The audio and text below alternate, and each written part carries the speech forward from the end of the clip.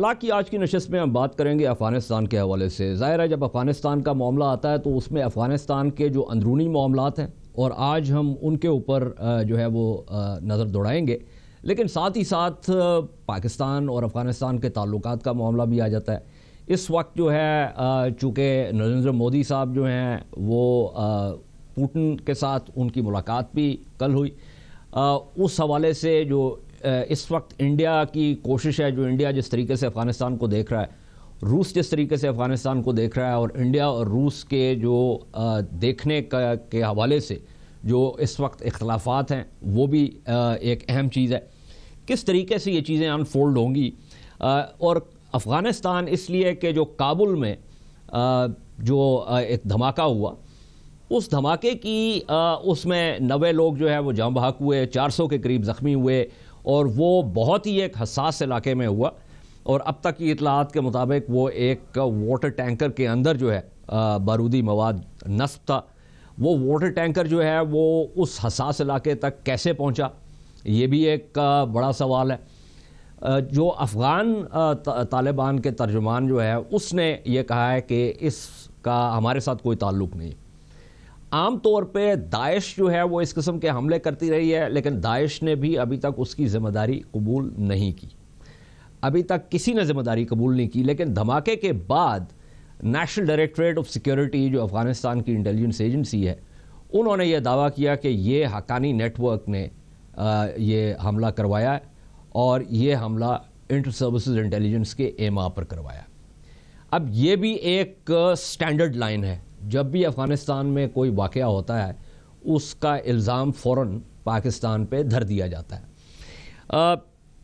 یہ ایک اہم چیز ہے کہ جو تجزیے افغانستان سے آ رہے ہیں ان تجزیوں میں باقی باتوں کے علاوہ یہ چیز بھی کہی جا رہی ہے، اور یہ میں افغانس کے تجزیوں کی بات کر رہا ہوں، یہ چیز بھی کہی جا رہی ہے کہ اشرف غنی صاحب کی حکومت جو ہے، جو کہ فریکچرڈ ہے، جو کہ کمزور ہے، بٹی ہوئی ہے، اور اب تک ڈیلیور نہیں کر پائی، اس کے حوالے سے بات ہو رہی ہے. کچھ جو نان پشتون ہیں جیسے کہ داؤد مرادیان جنہوں نے ایک مضمون بھی لکھا، اس کے علاوہ اور بھی، وہ کہہ رہے ہیں کہ جو پشتون ایلیٹس ہیں انہوں نے امریکہ کے افغانستان پہ حملے کے بعد اپنی قوت میں اضافہ کرنے کی زیادہ کوشش کی ہے بنسبت دہشت گردی سے مقابلہ کرنے کی. تو یہ اندرونی. اسی طرح جو افغان نیشنل سیکورٹی فورسز کے معاملات ہیں، ان کی تنخواہوں کے معاملات، ان کی ٹریننگ کے معاملات، ان کی اسٹرینگتھ کے معاملات، وہ بھی بہت اہم ہیں. اس کی وجہ سے بھی بہت زیادہ ڈی مورلائزیشن ہے. پھر تقریباً 30% ڈسٹرکٹس جو ہیں ان میں ہیڈ کوارٹرز جو ہیں وہ تو افغان حکومت کے کنٹرول میں ہیں، لیکن جو کنٹری سائڈ ہے اس کو طالبان کنٹرول کر رہے ہیں. اسی طرح ایران کے حوالے سے بھی بات ہو رہی ہے ان تجزیوں میں کہ ایران کے جو تعلقات ہیں طالبان کے ساتھ، جو روس کے تعلقات ہیں طالبان کے ساتھ، تو یہ بہت ایک آئی وڈ سے ڈائبولکلی انٹرسٹنگ جو ہے وہ ایک انفولڈ ہو رہی ہے سچویشن. آج ہمارے ساتھ نجم الدین شیخ صاحب ہیں، سابق سیکرٹری خارجہ ہیں، ہمارے امریکہ میں سفیر بھی رہ چکے ہیں. رحیم اللہ یوسف زئی صاحب جو کہ ان معاملات پہ بہت گہری نگاہ رکھتے ہیں، ریزیڈنٹ ایڈیٹر ہیں دا نیوز اخبار کے، پشاور سے ہمیں جوائن کر رہے ہیں. شیخ صاحب، اگر میں بات کا آغاز آپ سے کروں، اس حملے کی ذمہ داری کسی نے قبول نہیں کی. داعش خاموش ہے، اور طالبان نے یہ فوراً کہا کچھ گھنٹوں کے بعد کہ یہ ہم نے نہیں کیا.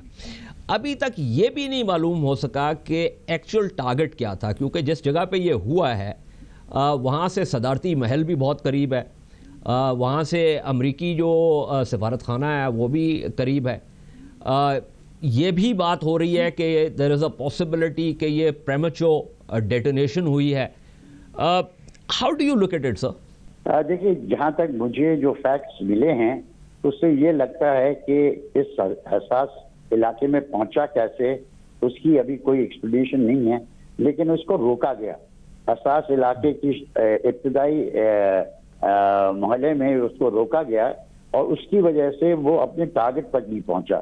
ٹارگٹ کا کسی نے یہ کلیم کیا ہے کہ جرمن ایمبیسی ٹارگٹ کی، چونکہ جرمن جو ہیں وہ افغانوں کو وہاں سے واپس بھیج رہے ہیں. اب اس میں کتنی صداقت ہے اس کا پتہ نہیں ہے, لیکن وہ اتنا قریب آ گیا تھا کہ 9 گارڈ, افغان گارڈ جو تھے امریکن ایمبیسی کے, وہ اس میں فوت ہو گئے ہیں, اور کچھ امریکی کانٹریکٹرز جو ہیں ان کو چوٹیں لگی ہیں. تو یہ علاقہ اس نوعیت کا ہے کہ مجھے تو, اور اس علاقے میں گھوما ہوں, مجھے جس قسم کی سیکیورٹی انہوں نے اسٹیبلش کی تھی کہ اتنا دور تک پہنچنا اس واٹر ٹینکر کا ایک تعجب کی بات ہے. اگر ہم یہ میں بالکل یہی بات کرنے لگا تھا شیخ صاحب کہ جو اس سے جہاں پہ اس کو روکا گیا اس سے پہلے بھی, چونکہ آپ بھی اس جگہ پہ جا چکے ہیں, میں بھی, رحیم اللہ صاحب بھی, وہ 3-4 جو ہیں وہ سیکیورٹی کارڈنز ہیں, تو اس کا مطلب ہے کہ کم از کم 3 سیکیورٹی کارڈن سے تو یہ ٹرک نکل کے آ گیا تھا. کریکٹ. اور اس سے یہ واضح ہوتا ہے کہ کسی قسم کی اندرونی کوآپریشن ان کے ساتھ تھی, کیونکہ اس کے بغیر ان 3 سیکیورٹی کارڈنز یا 3 یا 4 یا 2 سیکیورٹی کارڈنز میں سے کیسے گزرا, یہ تعجب کی بات ہوگی. اور اس کی ایکسپلینیشن صرف یہی ہو سکتی ہے کہ ان کو کسی قسم کی انسائڈ انفارمیشن تھی. جو ذبیح اللہ مجاہد کی بات آپ نے کی. اچھا مجھے یہ بتائیے کہ شیخ صاحب مجھے ایک اور چیز بھی اہم ہے, اور وہ یہ کہ اتنا بڑا حملہ جو ہے ظاہر اس کی پلاننگ ہوتی ہے, اور اس کی چیٹر جو ہے, اس کی انٹیلیجنس جو ہے وہ تو این ڈی ایس نے پک نہیں کی, لیکن جب دھماکہ ہو گیا تو دھماکے کے فوراً بعد جو ہے حقانی نیٹ ورک کا نام آ گیا, اور ساتھ ہی انٹر سروسز انٹیلیجنس کا نام آ گیا. اس کے بارے میں آپ کیا کہیں گے؟ ابھی یہ وہی میں بات کرنے لگا تھا کہ ذبیح اللہ مجاہد نے جب کہا کہ ہم نے نہیں کیا ہے, اس نے کہا کہ اگلے دنوں میں واضح ہو جائے گا کہ کس نے کیا ہے. اور اس جیسے آپ کو علم ہے, ذبیح اللہ مجاہد کے جو طالبان ہیں ان کی حقانی نیٹ ورک کے ساتھ گٹھ جوڑ ہے, ان کے ساتھ کوآپریشن ہے, اور حقانی نیٹ ورک کے بندے ان کے ساتھ اب ڈیپٹی لگے ہوئے ہیں. تو یہ اگر ذبیح اللہ مجاہد نے کہا ہے کہ طالبان نے نہیں کیا, تو انہوں نے یہ بھی کہا کہ یہ حقانی نیٹ ورک جو کہ ان کے اتحادی ہیں, جو ان کے ساتھ کام کرتے ہیں, انہوں نے بھی نہیں کیا. تو اس مد نظر سے دیکھا جائے تو مجھے لگتا ہے کہ جو آپ نے پہلے بات کی کہ این ڈی ایس کا یہ رہا ہے پیٹرن کہ جو چیز بھی ہے وہ پاکستان نے کروائی ہے, اور پاکستان کا فیوریٹ ٹول جو ہے وہ حقانی نیٹ ورک ہے. اب اس سے ہمیں آگے بڑھنا ہے, اور آگے بڑھنے کا طریقہ یہ ہے کہ ہمیں کسی طرح ہمیں افغانستان کے ساتھ, اور افغانستان کی کرنٹ لیڈرشپ اس کے ساتھ ہمیں ایک اعتماد کا جو ابھی لیک آف کانفیڈنس ہے اس کو دور کرنا ہے, جو ڈسٹرسٹ ہے اس کو کسی طرح دور کرنا ہے. تیسری چیز, ابھی ہم نے چمن کا بارڈر واپس کھولا ہے, اور ہم چاہ رہے ہیں کہ یہاں پہ ہم بارڈر کو اسٹرینتھن کریں, اور اس طرف سے اس پہ اعتراضات بھی لگتے ہیں. اگر بارڈر اسٹرینتھن ہوتا ہے, اور اگر جتنی پوسٹ ہم نے بنائی ہیں اتنی پوسٹ افغان بھی رکھیں, تو انفلٹریشن جو این ڈی ایس کہہ رہا ہے کہ یہ ایک طرح سے کہہ رہا ہے کہ انفلٹریشن پاکستان سے ہوئی ہے, یہ ہونا ناممکن ہو جاتا. لیکن اس پہ بھی ہمارے افغانوں کے ساتھ اختلاف ہیں. میں ہمیشہ سے کہتا رہا ہوں کہ ہماری طرف سے ہم چاہتے ہیں کہ افغانستان ایک ساورن انڈیپینڈنٹ اسٹیٹ ہے, پاکستان ایک ساورن انڈیپینڈنٹ اسٹیٹ ہے.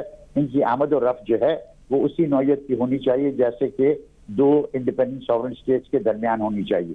تو پاسپورٹ بھی ہونی چاہیے, اگر بایو میٹرکس کرنے ہیں تو وہ بھی ہونے چاہیے. اس طرف ہمیں چلنا ہی پڑے گا, اور اس سے شاید ہماری اعتماد بڑھے. تیسری بات جو آپ نے کی کہ افغان مرادیان صاحب کہتے ہیں کہ یہ پشتون ایلیٹ نے بریف کیا. بھائی پشتون ایلیٹ نے نہیں کیا, تاجک ایلیٹ نے بھی کیا, ازبیک ایلیٹ نے بھی کیا.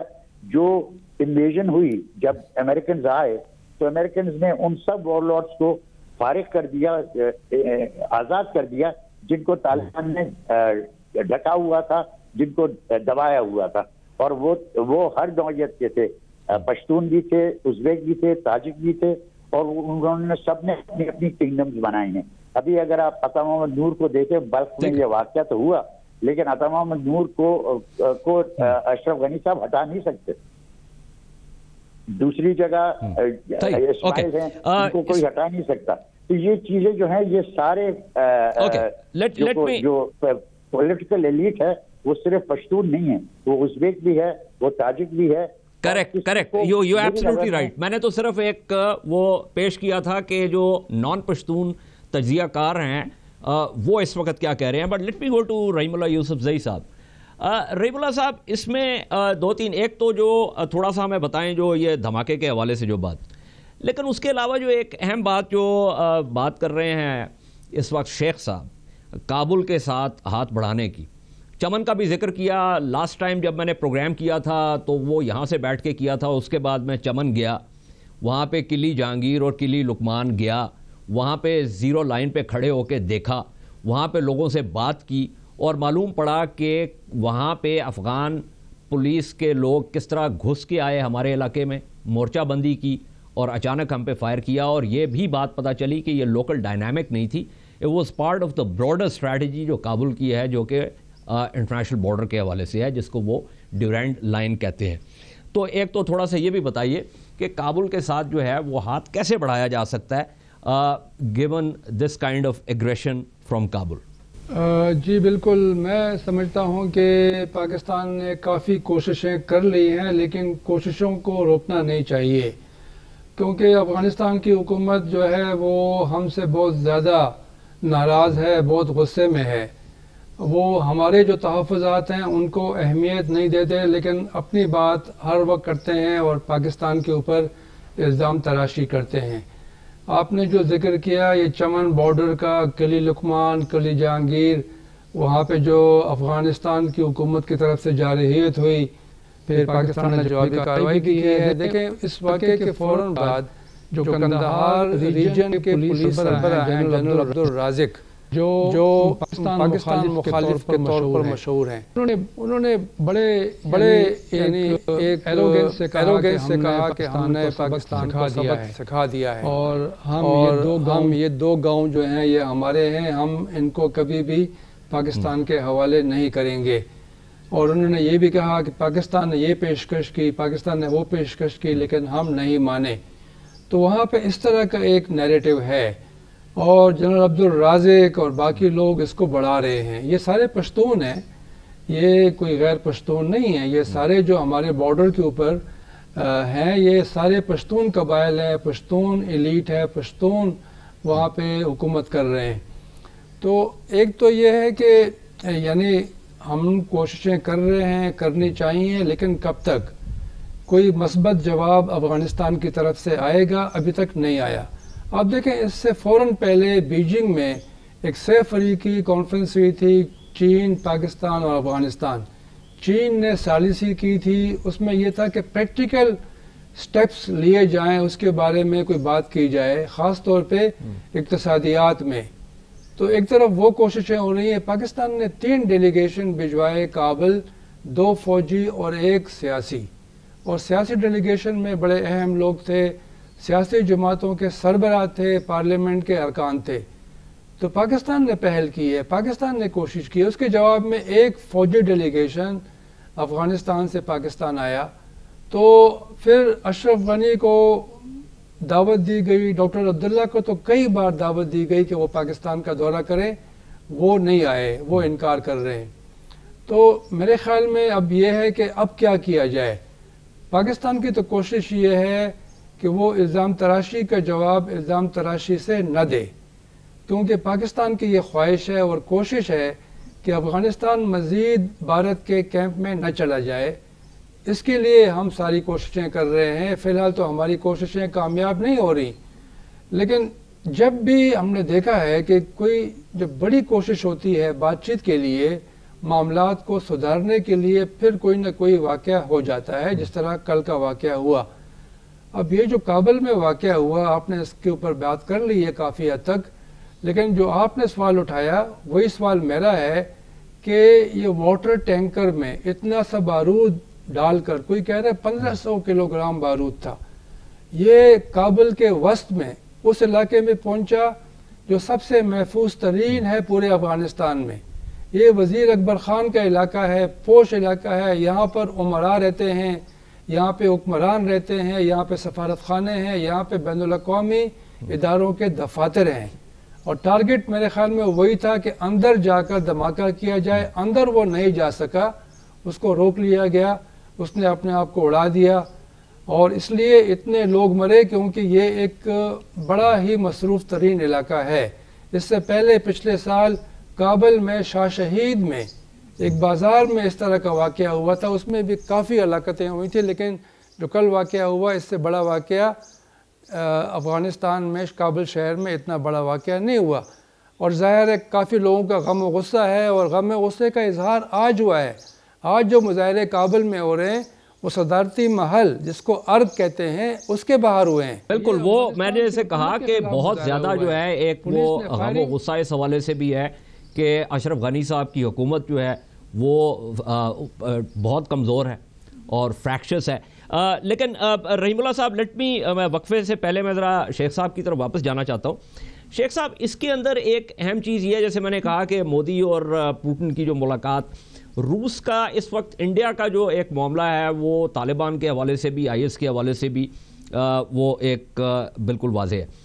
روس نے اس کو کیلیبریٹ کیا ہے، طالبان کے ساتھ ان کے روابط ہیں وہ اب ریکارڈ کے اوپر آ چکے ہیں، ایران کے روابط ہیں وہ بھی ریکارڈ پہ آ چکے ہیں، چین جو ہے وہ ثالثی بھی اور سہولت کاری بھی کرتا رہا ہے، اور پاکستان کا جو اپروچ ہے وہ ہمارے سامنے ہے۔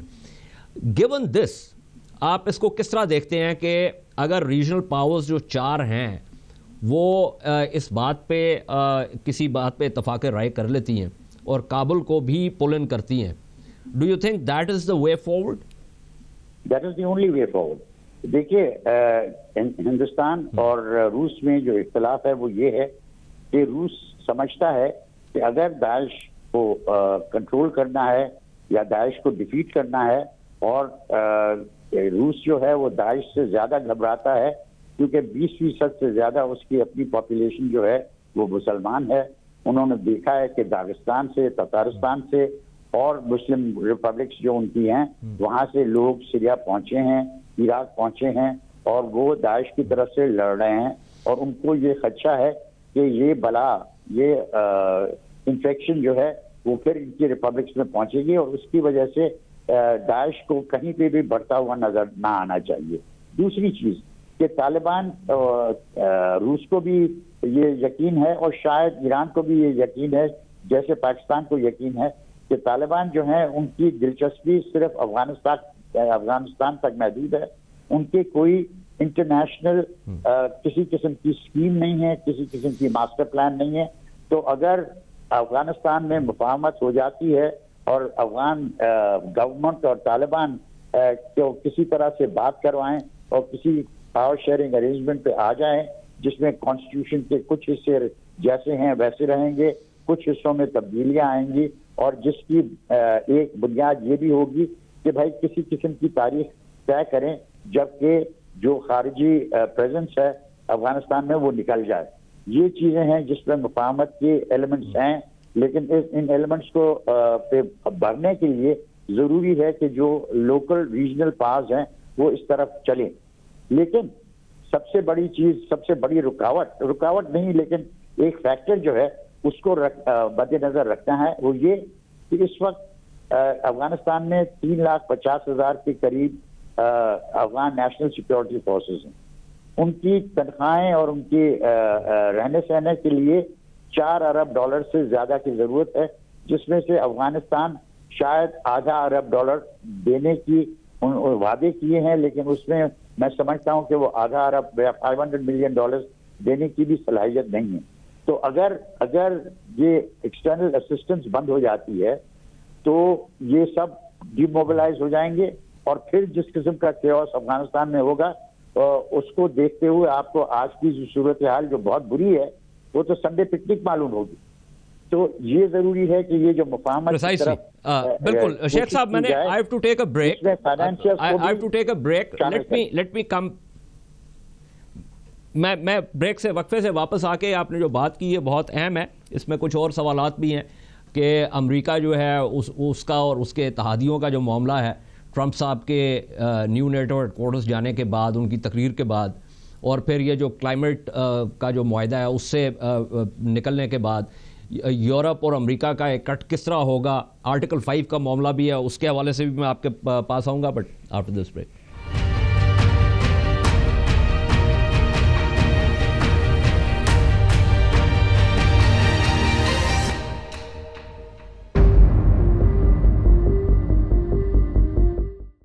اطلاعات کی اس نشست میں بات ہو رہی ہے افغانستان کے حوالے سے، اس میں ظاہر خطے کے معاملات بھی ہیں لیکن افغانستان کے اندرونی معاملات بھی ہیں۔ اس وقت جو کابل کی حکومت جو ہے جو ٹوٹ پھوٹ کا شکار ہے، بہت کمزور ہے۔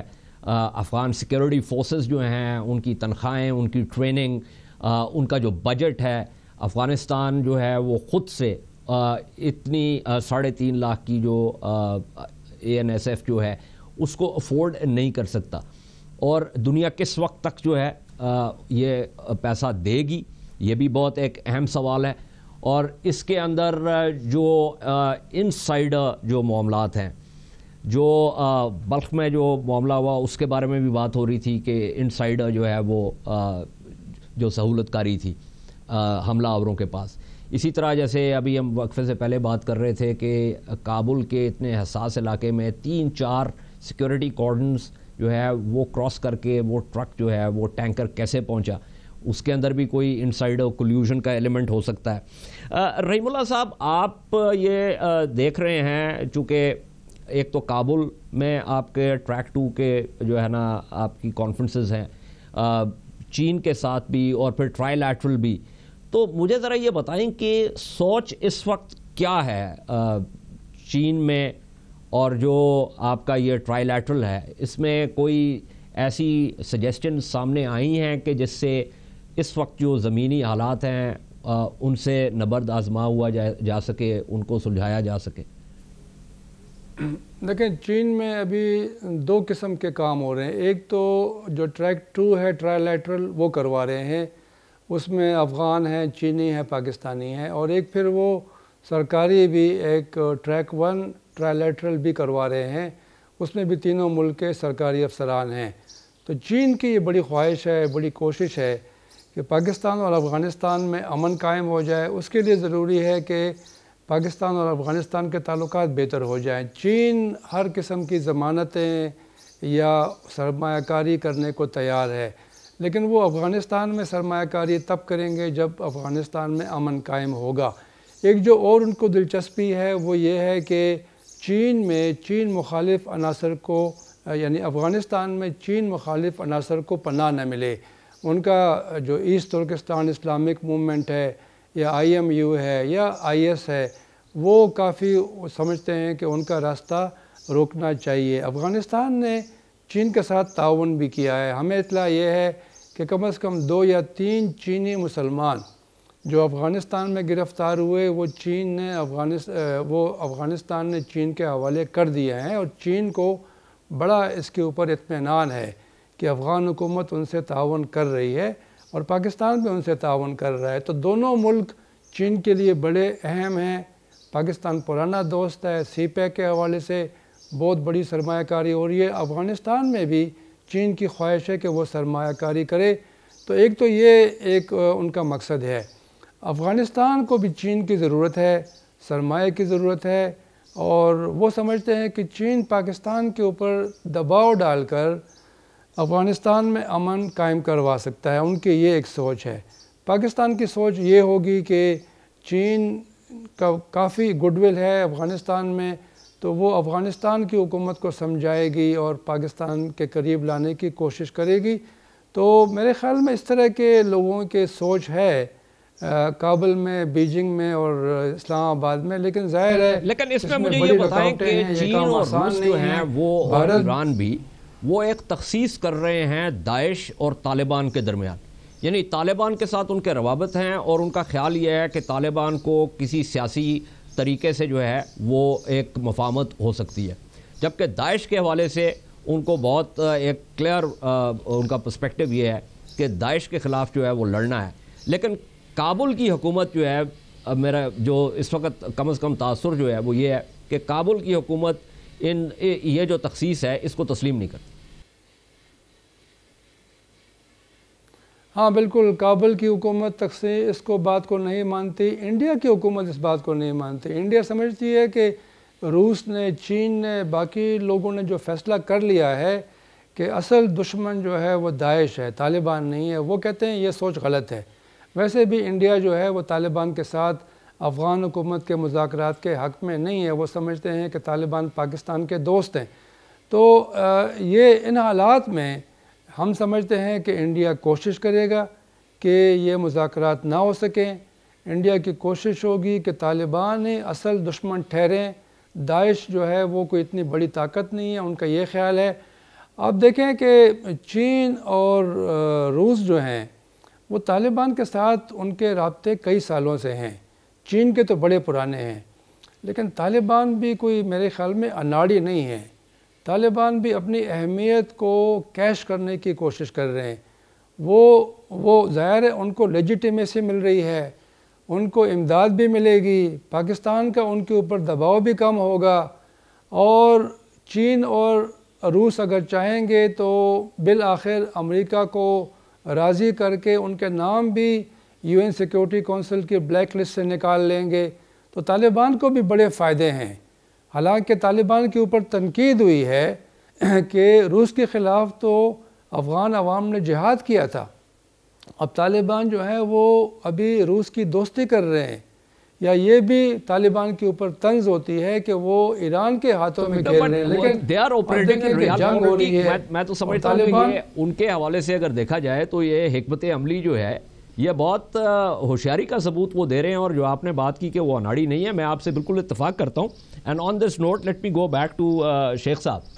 شیخ صاحب، جو مفاہمت کی بات ہو رہی ہے اب اس کے اندر اگر طالبان کے پرسپیکٹو سے دیکھا جائے کہ پاکستان کے ساتھ جو روابط کی بات ہوتی ہے، ظاہر ہے چین جو ہے اس کے ساتھ بھی، روس کے ساتھ بھی، ایران کے ساتھ بھی، اور طالبان جو ہیں دے ہیو فگرڈ آؤٹ کہ بھائی یہ تمام ممالک جو ہیں یہ چاہتے ہیں کہ ہماری جو بھی ایک قوت ہے وہ اگر ایک پولیٹیکل مین سٹریم میں چلی جائے. اب وہ کس وقت جائے گی؟ وہ ایک that particular point is obviously a contentious point، اور اس کے اندر Taliban would like to optimize their gains. اچھا، ان کے جو گینز آپٹیمائز کرنے کا معاملہ ہے دیٹ از مطلب ان دا سینس کہ کابل کی حکومت کے وہ لاس ہوگا اسپیس کا، جو ان کا ریسپیکٹو گین ہوگا اسپیس کا. تو وہ جو نقطہ ہے کہ کس نقطے پہ میز پہ لایا جا سکتا ہے، وہ ایک بہت اہم چیز ہے. دیکھیے، اس کو آپ دوسرے پرسپیکٹو سے دیکھیں کہ ابھی جو شکوک ہیں کہ افغان حکومت بھی مفاہمت نہیں چاہتی، امریکی بھی نہیں چاہتے. میں حکمت یار کی واپسی پولیٹیکل سین پہ باوجود اس کے کہ اس کے خلاف بہت احتجاج کیا گیا ہے، اس کو وار کرمنل کہا گیا ہے، اس کو وہ ٹیررسٹ لسٹ پہ ہے، اس کے باوجود اشرف غنی نے امریکنوں کے ساتھ، اقوام متحدہ کے ساتھ ایک قسم کا معاہدہ بنایا کہ اس کے لیے ہم اس کو لسٹ سے بھی اتاریں گے اور اس کو ہم کابل میں واپس دعوت دے کے لائیں گے، اور اس کے ساتھ کچھ بات چیت کریں گے کہ یہ پولیٹیکل سین میں کیسے آ سکتا ہے اور پولیٹیکلی اپنے لیے جو بھی کرنا چاہے پولیٹیکلی کرے. میری نظر میں یہ ایک بہت اچھا قدم تھا. میرا حکمت یار کے سلسلے میں جو خیال ہے وہ اور چیز ہے، لیکن جو سیاسی اس کے پہلو ہیں وہ یہ ہیں کہ جتنا بھی پہلے دشمن تھا، اگر اس کو کسی قسم کے انڈیوسمنٹ دینے سے اس کی دشمنی کم ہو سکتی ہے یا کسی قسم کی ریکنسیلیشن ہونی چاہیے. ہم اس کے وار کرائمز بھول جائیں گے، میسیکرز بھول جائیں گے اور اس کو آگے بڑھانے کی کوشش کریں گے. اب طالبان کے ساتھ مجھے لگتا ہے کہ اسی قسم کی چیز کرنی پڑے گی، اور اس میں یہ جو ریجنل پاز ہیں، آپ ابھی مجھے جو رحیم اللہ صاحب نے بات کی وہ بالکل صحیح ہے کہ ہندوستان کے لیے یہ ایک زہریلا نسخہ ہے، کیونکہ ان کا تو کہنا یہ ہے کہ اگر طالبان کی مفاہمت ہوتی ہے تو آٹومیٹکلی جتنی بھی ان کی پولیٹیکل انفلوئنس بڑھے گی افغانستان میں، تو اتنی ہی کم انکلینیشن ہوگی انڈیا کی طرف جانے کی، اور وہ یہ نہیں چاہتے. لیکن باقی جو ممالک ہیں اس میں ابھی چین کی جو ذکر کیا رحیم اللہ صاحب نے بالکل صحیح ہے، کیونکہ ایگور کا مسئلہ ہے، آئی ایم یو کا مسئلہ ہے، اور روس اور چین دونوں اسی طرح سوچ رہے ہیں. ایران کا آپ دیکھ رہے ہیں کہ ایران کو داعش سے زیادہ کوئی بڑا دشمن نظر نہیں آتا، اور وہ اب پرانی دشمنی طالبان کے ساتھ اس کو ایک طرف رکھنے کے لیے تیار ہیں کہ lesser enemy is a better friend than a greater enemy. یہی فلسفی انہوں نے اڈاپٹ کی ہوئی ہے اور اس سے ہمیں بریک کرنا چاہیے. ہمارے پاس اس کے انیشیٹو ہمارے پاس ہونا چاہیے, کیونکہ ایک حد تک دنیا جھوٹ کا سچ, لیکن دنیا کا یہ امپریشن ہے کہ اگر طالبان پہ کوئی اثر رسوخ استعمال کر سکتا ہے تو وہ پاکستان ہے, اور پاکستان کہتا رہا ہے کہ ہمارا اثر بہت محدود ہے, لیکن اس محدود اثر کو استعمال کر کے اور اس کو اگر ری انفورس کروایا جائے روس, ایران اور چین سے, تو شاید کچھ نتائج نکلیں, اور ہمیں اس کو کرنا ضروری ہے. اچھا, اس میں شیخ صاحب ایک اور جو اہم چیز ہے, ایک فیکٹر میں چاہ رہا تھا کہ اس کے اوپر آپ تھوڑی سی اگر جو ہے نا اپنا نقطہ نظر دیں, کہ جو بات ہو رہی تھی کہ امریکہ کے اتنے ہزار فوجی آئیں گے, اچھا اس کے اندر ظاہر ہے واشنگٹن کی طرف سے یہ بھی تھی کہ نیٹو بھی کنٹریبیوٹ کرے.